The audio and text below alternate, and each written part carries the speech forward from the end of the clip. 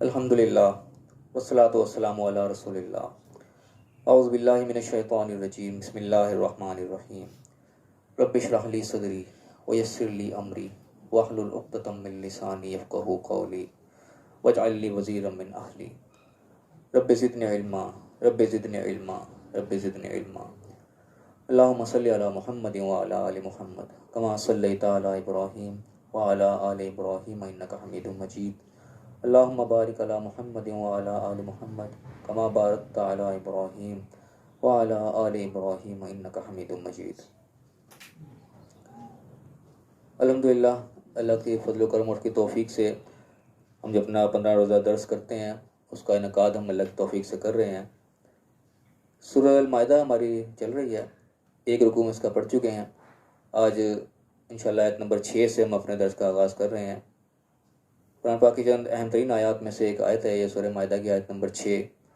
इसकी अहमियत की एक ख़ास वजह तो ये है कि या अय्युहल्लज़ीना आमनू वाली आयत है। ये कुरान की जितनी भी आयत या अय्युहल्लज़ीना आमनू से शुरू होती हैं वो अपने आप में एक ख़ास अहमियत की हामिल होती हैं, क्योंकि इसमें अल्लाह ताला जो है वो बराह रास्त ईमान वालों से मुखातिब होता है।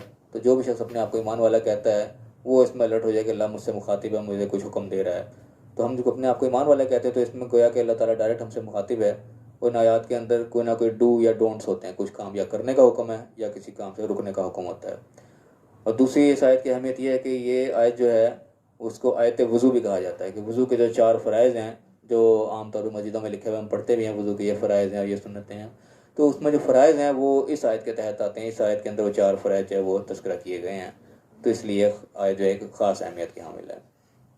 अल्लाह का नाम लेकर दर्स का आगाज़ करते हैं इस दुआ के साथ कि अल्लाह ताला हमें अपनी किताब को सही समझने की, हमें सही फ़हम अता फ़रमाए, अपनी ज़िंदगी में इसको लागू करने की तौफ़ीक़ अता फ़रमाए और दूसरों तक पहुँचाने की तौफ़ीक़ अता फ़रमाए। औज़ु बिल्लाहि मिनश शैतानिर रजीम बिस्मिल्लाहिर रहमानिर रहीम या अय्युहल्लज़ीना आमनू, ऐ ईमान वालो, ऐ ईमान के दावेदारों, जो भी ईमान का दावा करते हो, सुन लो अल्लाह ताला क्या कह रहा है कि इज़ा कुमतुम इलस सलात, जब तुम नमाज के लिए खड़े हो, फ़ग़सिलू वुजूहकुम, तो फिर अपने चेहरों को धो लिया करो। पहला फ़र्ज़ ये आ गया, चेहरे को धोना सबसे पहला फ़र्ज़। उसके बाद वअयदियकुम इलल मराफ़िक़, हाथों को कोहनियों तक, दूसरा फ़र्ज़ आ गया। फिर आगे वमसहू बिरुऊसिकुम, सिरों का मसा करना, ये तीसरा फ़र्ज़ आ गया। वअरजुलकुम इलल काबैन, और पाँव को भी टखनों तक धोना है। ये 4 फ़र्ज़, ये 4 फ़र्ज़ हैं जो कि वज़ू के अंदर शामिल है, जो कि हमारी मस्जिदों में आमतौर पर लिखे हुए होते हैं। उसके बाद फरमाया कि वइन कुंतुम जुनुबन फत्ताहरू, और अगर तुम जुनबी हो, नापाकी की हालत में हो, फत्ताहरू, तो फिर पाक हो जाओ, पाकी हासिल कर लो। पाक किस तरीके से होना है इसका तज़किरा जो हम पीछे सूरह निसा के अंदर पढ़ आए हैं, इसमें जो वो आयत आई थी कि या अय्युहल्लज़ीना आमनू ला तक़रबू सलात व अंतुम सुकारा, कि तुम नमाज के करीब ना जाना मगर जब नशे की हालत में हो। उसके अंदर ये तज़किरा आया था कि जब जुनुबन का जो जुनबी हो तो उसमें आया था कि फ़ग़सिलू, तो फिर गुस्ल कर लिया करो, हत्ता तग़तसिलू के अल्फाज वहाँ पे आते हैं कि गुस्ल करने तक जो है तुम नमाज के करीब नहीं जाओगे जब तुम तो नापाकी की हालत में गुस्ल ना कर लो। तो यहाँ पे वहाँ गुस्ल के अल्फाज, यहाँ फत्ताहरू आ गए कि तुम पाकी हासिल कर लो। हासिल कैसे करनी है वो हम पीछे पढ़ चुके। उसके बाद आगे वइन कुन तुम मर्दा, अगर तुम मरीज हो, कोई बीमारी तुम्हें लाहक है कि नहीं, तुम पानी नुकसानदेह तुम्हारे लिए, और अला सफ़रिन, या सफ़र में हो, पानी मैसर नहीं है वहाँ पे, या है तो इतना थोड़ा है कि बस वो पीने जो गई है। कोई खास तौर पे जिस वक्त कुरान नाज़िल हो रहा था वहाँ पे पैदल सफ़र हुआ करते थे, रेगिस्तानी सफ़र, हफ्तों हफ्तों के महीनों के सफ़र हुआ करते थे, तो पानी अब कलील तादाद में वो पीने की जितनी है बस, तो उससे अगर नहा लिया जाएगा तो वो तो सारा यानी कि ख़त्म हो जाएगा, इंसान को जान के लाले पड़ जाएंगे। ऐसा सफ़र है कि पानी थोड़ी तादाद में नहीं नहाया जा सकता। उसके बाद आगे और जा अहदुम मिनकुम मिल गायत, या कोई नशीबी जगह से आने की क़ज़ाए हाजत से आया हो, और लामस्तुमुन निसा, या तुमने औरतों को छुआ हो, फलम तजिदु मान, तुम पानी ना मैसर हो। शर्त ये आ गई, पानी जब नहीं हो तो फिर क्या किया जाएगा, फ़तयम्ममू सईदन तय्यबन, तो फिर तयम्मुम कर लिया करो, एक कसद करो, एक इरादा करो पाक मिट्टी से, तय्यबन फमसहू बिवुजूहिकुम, उसमें भी आगे मसा करो अपने चेहरों का, व अयदीकुम, और अपने हाथों का, मिनहु, इससे। अब ये खासतौर पर टुकड़ा जो है ना ये बड़ा एक अहम है, समझने लायक है कि यहाँ पे तस्करा क्या आ रहा है कि जब इंसान नमाज के लिए खड़ा जाने चला तो सबसे पहले अपने हाथों को, पूरा वजू का तरीका आ गया। उसके बाद एक्सेप्शन आ गए कि तुम मरीज हो, इस्तेमाल नहीं कर सकते पानी, या तुम सफ़र में हो, या तुम जो है क़ज़ाए हाजत से आए, जो भी जुनूबी के जो भी हालात हैं वो सारे आके, इंसान नापाकी की हालत में है, पानी तुम्हारे पास नहीं है, तो क्या करना है, तयम्मुम करना है। तयम्मुम का क्या तरीके का आ रहा है वो हम सब जानते हैं, हदीस में आया सब कि वो एक पाक मिट्टी में बस ऐसे हाथ मारना होता है गर्द में, और उसके बाद इस तरह हाथ में मल लेना, मुँह पे मल लेना।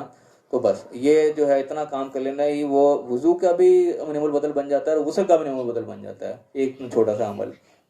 अब सोचने की बात है, देखा जाए उसको ज़ाहिरी तौर पे इसको तवज्जो दी जाए अगर, तो किधर है नपाकी, किस लेवल की नपाकी होती है कि उसके लिए गुस्ल करना वाजिब होता है।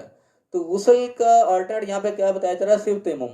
तयम्मुम में क्या किया जाए, गुस्ल का बाकायदा पूरा एहतमाम होता है, पूरा पानी इस्तेमाल होता है, पूरे तरीके से वो किया जाता है। उसके बदले में तयम्मुम क्या चीज़ है, बिल्कुल हल्का फुल्का देखा जाए, मिट्टी करो यूँ करके मार लिया, वो पूरा गुस्ल का ही नेमुल बदल बन गया। गुस्ल कहाँ तयम्मुम को देखा जाए जोड़ बाहर को बनता हुआ नजर नहीं आता। लेकिन यहाँ से हमें इस चीज़ का सबक मिलता है कि तैयारी सारी किस लिए हो रही है, नमाज के लिए। कुछ हुक्म नमाज का सारा चल रहा है, नमाज के लिए जो है तो ये काम करो, ये काम करो, जनाबत की हालत में भी हो तब भी, यानी कि इंटेंसिटी जो इसके नज़र आ रही है कि वो नमाज की अहमियत यहाँ पे नज़र आ रही है कि नमाज को किसी हालत में अल्लाह ताला जो है वो छोड़ नहीं रहा, माफ़ी नहीं मिल रही नमाज की किसी हालत में भी, हत्ता कि नपाकी की भी हालत है तब भी अल्लाह ने वो यानी कि लेवल दे दिया बिल्कुल आखिरी हद तक कि बिल्कुल समझो कि उस तरह की बात है कि भाई नहीं पानी है ऐसे ही पढ़ लो, ऐसे ही पढ़ लेना तक हद तक की बात है कि बिल्कुल वो मिट्टी के ला के बात को ख़त्म किया कि बस मिट्टी लगा यूँ मल लिया तो बस ठीक है, इतना ही काफ़ी है, तो नमाज पढ़ लो। अब हालांकि देखा जाए तो किधर नपाकी, किधर पानी और किधर ये, कोई आपस में बाहर को रब्त नज़र नहीं आ रहा। लेकिन इतनी शर्त इसलिए लाजमी लगा दी कि इंसान ने, जो लोग हफ्तों का सफ़र कर रहे हैं, महीनों का सफ़र कर रहे हैं, उनको अगर ऐसी इजाज़त दे दी जाती है कि ठीक है तुमने नहीं किया तो ऐसे ही पढ़ लो, तो वो एक जो एक पाकी का एक अंदर एहसास है, वो पाकी का एहसास ही खत्म होता रहता है कि इंसान बिल्कुल यूं ही पढ़ने के लिए छोड़ दिया जाता है। तो इतनी छोटी सी शर्त लाजमी ये लगा दी गई कि बस मिट्टी का तुम एहतमाम करो, हाथों मुँह में मलो, कि वो एहसास जो है वो अंदर बाकी रहे कि मैंने पाक हो के फिर नमाज पढ़नी है। इस चीज़ का एहसास अंदर रखने के लिए छोटी सी शर्त लगा दी गई कि जैसे इंसान को पानी मैसर आएगा तो फ़ौरन वो उस तरफ पलटेगा कि वो एहसास उसके अंदर जिंदा है। वरना तो ना हो तो देखा जाए तो बाहर तो जोड़ कोई भी नहीं है, कहाँ नपाकी थी, कोई सफाई उसके आपको कोई सुथराई कुछ भी नहीं हुई। लेकिन नमाज के लिए अल्लाह ने उसको भी एक्सेप्ट कर दिया कि भाई ठीक है तुमने इतना भी कर लिया तो काफ़ी है, तुम नमाज अदा करो। इससे हम पता करें कि नमाज को अल्लाह ताला किस कदर अहमियत देता है। और हमारे यहाँ हम देखें तो बेनमाजियों का जो सबसे पहला उज़र होता है यही होता है कि मेरे कपड़े पाक नहीं है, मेरे कपड़े ख़राब हैं। सबसे पहला उधर ये आता है, जो जाते वहाँ सीटें पड़ गई जी, अब मैं नमाज पढ़, कपड़े नापाक हो गए। यहाँ पूरे का पूरा बंदा ही नापाक है।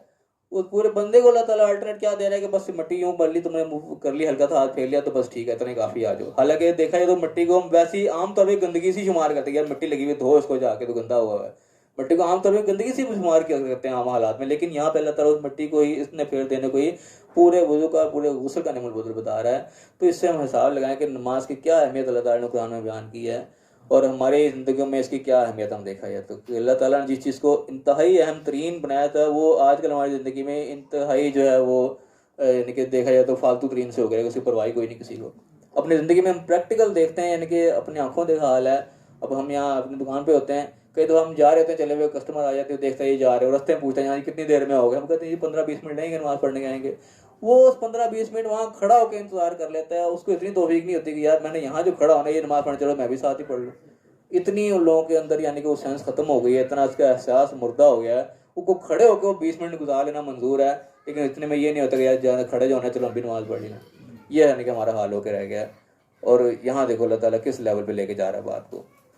तो ये यानी कि बड़ी एक समझने लायक बात थी यहाँ पे, जो उसके अगर समझे इसके अहमियत को कि नमाज क्या चीज़ है, अल्लाह ताला किस तरह से उसको यानी कि कर दिया बयान कि उसमें माफ़ी किसी को भी नहीं, ना नबी को माफ़ हुई, ना किसी आम आदमी को माफ़ हुई, ना वो सफ़र में माफ़ हुई, ना वो हज़र में माफ़ हुई, ना वो जंग में माफ़ हुई, ना अमन में माफ़ हुई, ना बीमारी में माफ़ हुई, किसी सूरत में माफ़ नहीं हुई। खड़े नहीं पढ़ते बैठ के पढ़ लो, बैठ नहीं सकते लेट के पढ़ लो, नहीं सकते इशारे से पढ़ लो, नपाकी है मिट्टी लगा के पढ़ लो, कुछ भी कर लो, नमाज की माफ़ी अल्लाह ताला नहीं दे रहा किसी सूरत भी।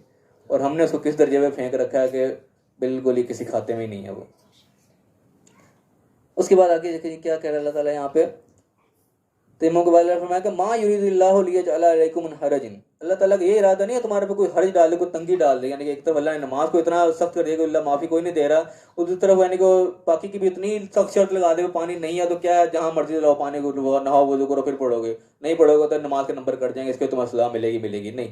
अल्लाह ताला उस तंगी में नहीं डाला, नमाज को अपने जगह कायम रखा, दूसरे को उठा के उतना अल्लाह ताला लो लेवल पे लेगा कि इससे नीचे लेवल पे हो नहीं सकता था। यानी मिट्टी वो गर्द ऐसी चीज़ हो जो आपको हर जगह ही मिल जाएगी। किसी बंद कमरे में भी थोड़ी देर बाद देखो तो कोई ना कोई गर्द मेज पे पड़ी हुई नजर आ जाती है, वो सख्त चीज़ है कि वो हर जगह मैसर है। तो अल्लाह ताला ने वहाँ पर उस लेवल तक उसको नीचे कर दिया कि तुम्हारे पे एक तरफ तो सख्ती है, दूसरी तरफ इंतहा दर्जे की लाइन नरमी कर दी कि कोई भी हो ठीक है लेकिन तुमने इसको नहीं छोड़ना। तो ये अल्लाह का मकसद को तंगी देना नहीं था तुम्हें, मकसद क्या था, बोला कि यूरिता लियुताहिरकुम, तुम्हें पाक देखना चाहता है अल्लाह ताला, यानी कि वुजू की शर्त लगाई है, गुस्ल की शर्त लगाई है, ये शर्त है पाक रखने के लिए तुम्हें, कोई तंगी के लिए नहीं। जहाँ तंगी आ रही थी वहाँ अल्लाह ताला ने छूट दे दी, इंतहा की छूट दे दी। तो अल्लाह ताला बता रहे हैं कि मकसद मेरा को तंग करना नहीं है, अल्लाह ताला नमाज की अहमियत दिखाना चाहता है और साथ में पाक तुम्हें रखना चाहता है, जो बाकी शरायत हैं वो सारे पाक रहने के लिए इंसान के। वलियुतिम्मा निअमतहू, अल्लाह ताला अपनी नेमत तुम पर तमाम करना चाहता है, ये इसलिए तुम्हारे पर पाबंदियाँ लगाई जाती हैं। और फिर मैं कहा कि लअल्लकुम तशकुरून, सारी चीज़ें अल्लाह बंदोबस्त क्यों कर रहा है, ताकि तुम अल्लाह का शुक्र अदा करो, जिसने तुम्हें इतनी सहूलियात दे दी, इतनी तुम्हें रायात दे दी, उसके बदले में तुम अल्लाह का शुक्र अदा करो। तो शुक्र का मफहूम अपने जहन में ज़रूर ताज़ा रखें, जहाँ भी कहीं शुक्र की बात आती है हम इस बात को जहन में रखें कि इस तरह यूं मुँह पे हाथ फैलाना ही शुक्र नहीं होता। ये सिर्फ आम ताबीज़ हमारा मशहूर है कि बस शुक्र अल्हम्दुलिल्लाह का, ये शुक्र अदा हो गया, इस तरह नहीं शुक्र अदा होता। क्यों नहीं होता कि अल्लाह ताला खुद भी शाकिर है, अल्लाह के नामों में शाकिर उसका नाम है, अल्लाह शाकिर, अल्लाह खुद भी शाकिर है, खुद भी शुक्र करने वाला है। बंदों को भी कहता है वकुम मिन शाकिरीन, शुक्र करने वालों में हो जाओ, बंदे भी शाकिर हैं, कि अल्लाह अपने आप को भी शाकिर कहता है कि हम तो अल्हम्दुलिल्लाह का शाकिर बन गए। तो अल्लाह ताला किस तरीके से शाकिर है, वो किसका अल्हम्दुलिल्लाह कहता है, वो नहीं करता इस तरीके से। मफहूम इसका असल में ये होता है कि जो हमारी डिमांड थी अल्लाह ने हमारी डिमांड को पूरी कर दी, हमारे लिए अल्लाह ने सहूलियत दी थी, अब जो अल्लाह हमसे डिमांड कर रहा है हम उसकी डिमांड को पूरा करें। जो हमसे हमने अल्लाह से मांगा हमें दे दे, अल्लाह जो हमसे मांग रहा है वो हम उसको करें, जो अल्लाह का काम है ये करो वो हम करें, फिर उस मानो में शुक्र होगा। अब एक आदमी ने मेरा काम कर दिया, बोले मैं उनका थैंक यू कीजिए, आपने बड़ा शुक्र, अब वो जो हमसे कह रहा है वो हम कर ही नहीं रहे, ये कोई शुक्र अदा नहीं हुआ। जिस बंदे ने हमारा काम कर दिया वो जो हमसे कह रहा है ना, हम भी उसका जो काम कर देंगे ना, ये हमने उसको शुक्र अदा किया। इसलिए कुरान में जो दुआएं आती हैं, सलमान अलैहिस्सलाम की दुआ आती है, वहाँ अल्लाह ताला से दुआ करते हैं कि अल्लाह मुझे तौफीक दे के मैं शुक्र अदा करूँ। वो ऐसे शुक्र अल्हम्दुलिल्लाह नहीं कहते, अल्लाह से तौफीक मांग रहे शुक्र अदा करने की, कि मैं उस काम को कर सकूँ, जो मेरी जिम्मेदारी उसको पूरा कर सकूँ, फिर वो शुक्र अदा होगा। तो ये शुक्र का मफहूम अपने ज़हन में जरूर क्लियर रखेंगे, शुक्र कहते हैं किसको हैं। उसके बाद अल्लाह ने कहा वज़्कुरू निअमतल्लाहि अलैकुम, अल्लाह की नेमत को तुम याद रखो, जो अल्लाह ताला तुम्हारे साथ नरमी कर रहा है, तुम्हें सहूलियत दे रहा है, उसको तुम याद रखो, भूलो नहीं। वो मीसाकुहुल्लज़ी वासक़कुम बिही, और मीसाक को भी, इस वादे को भी याद करो जिसको जिसमें अल्लाह ताला ने तुम्हें बांध रखे, उस वादे को तुम पर पुख्ता कर रखा, उस वादे को भी याद रखो। वादा क्या है कि इस कुल तुम समझना व अताना, जो तुमने कहा था कि हमने सुन लिया और हमने मान लिया, तात की। ये कहाँ की थी, ये भी पिछले हम सूरह बकरा की आखिरी आयत में, सेकंड लास्ट आयत है सूरह बकरा की, उसमें पढ़ चुके हैं। मोमिनीन की खुसूसियात में से एक खुसूसी बताई गई थी कि वो कहते हैं आमन्ना भी, वो उसमें आ जाता है कि वो समयना व अताना गुफरानक रब्बना व इलैकल मसीह, वो आखिरी आयत आती हैं, उसमें कहते हैं कि अल्लाह ने सुन लिया, हमने अतात की। तो ये मुसलमान का मुसलमान होना इस किस्म का अल्लाह ताला से इस चीज़ का वादा कि अल्लाह जो तू कहेगा, जो मैं सुनूंगा, मैं उसकी अतात करूँगा। तो उस वादे को अल्लाह ताला याद करा रहा है कि इस वादे को तुमने भूलना नहीं, इसको याद रखना है। और फिर मैं वत्तकुल्लाह, अल्लाह का तकवा अख्तियार करो, अल्लाह से डरते रहो, अल्लाह का एहसास रखो। इन्नल्लाह अलीमुम बिज़ाति सुदूर, अल्लाह ताला दिलों की छुपी बातों को भी जानते हैं, तुम्हारे दिलों के अंदर जो छुपा हुआ है अल्लाह से वो मख्फी नहीं है।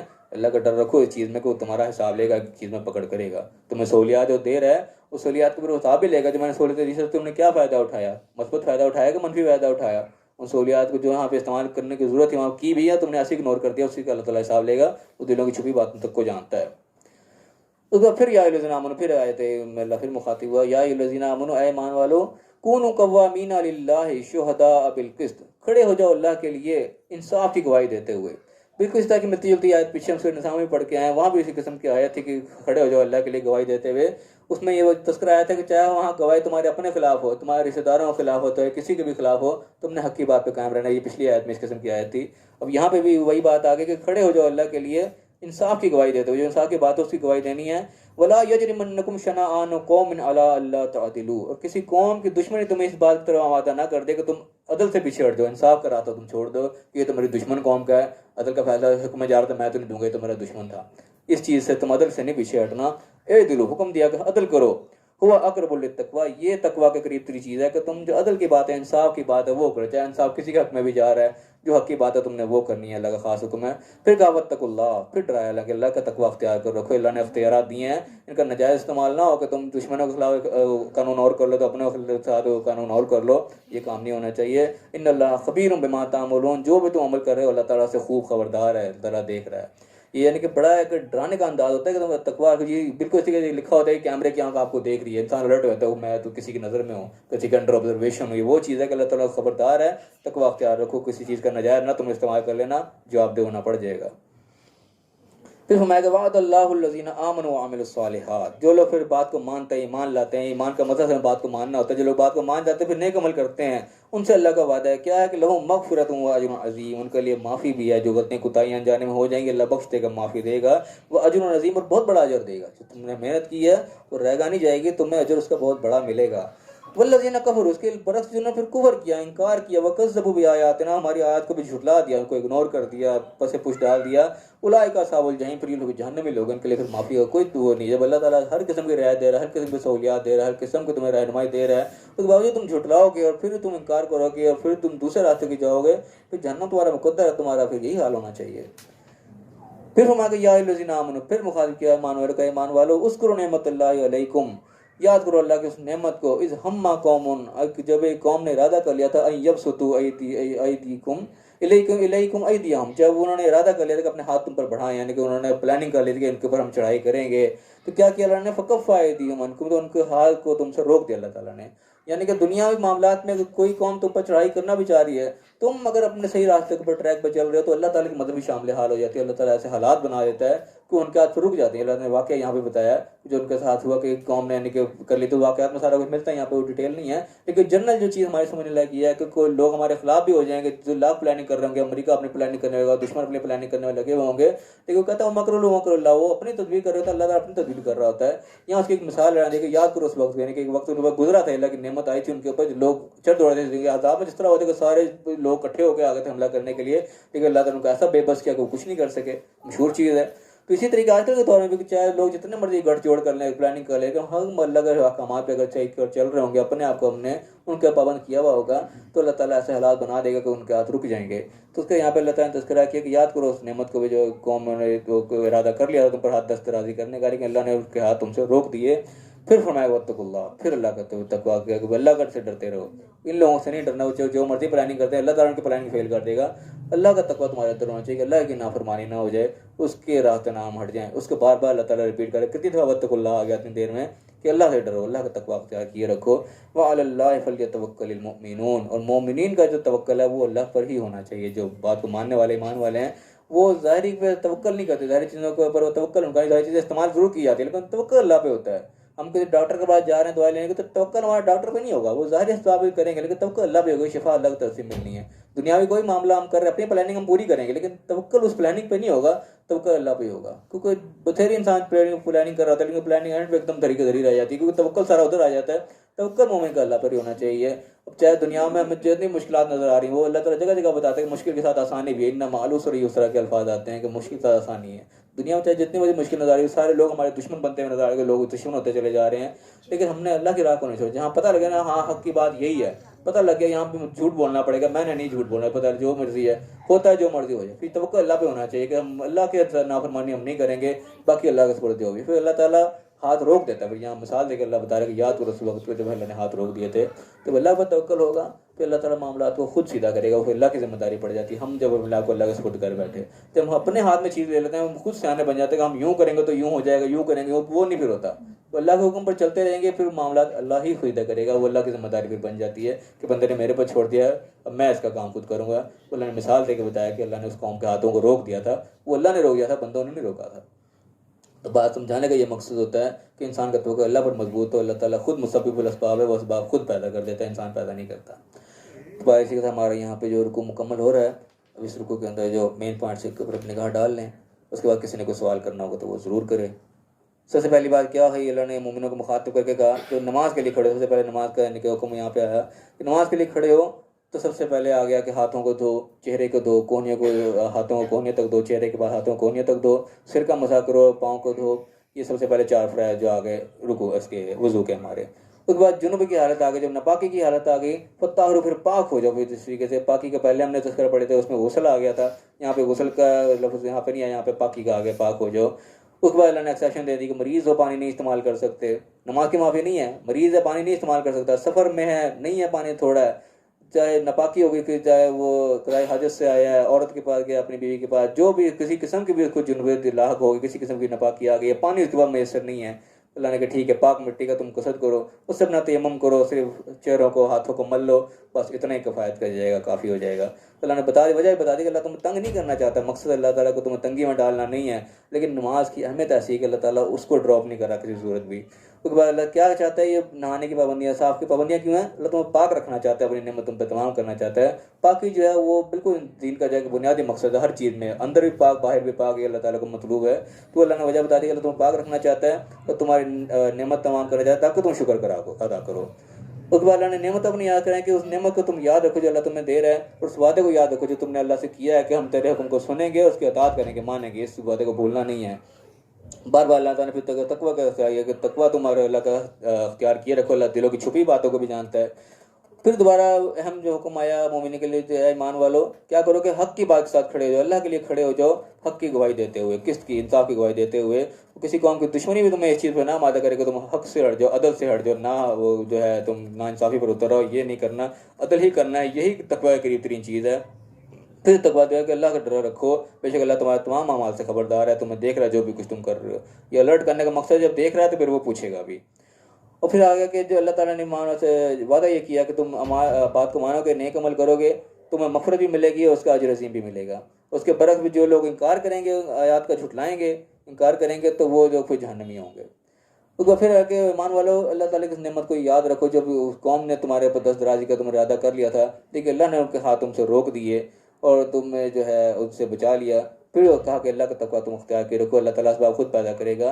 तवक्कुल जो मोमिन का वो सारे अल्लाह पर ही होना चाहिए। जो भी काम करेंगे वो अल्लाह के हुक्म से ही होगा, उसके बगैर नहीं होगा। ये हमारा तवक्कुल जो है वो कामिल होना चाहिए।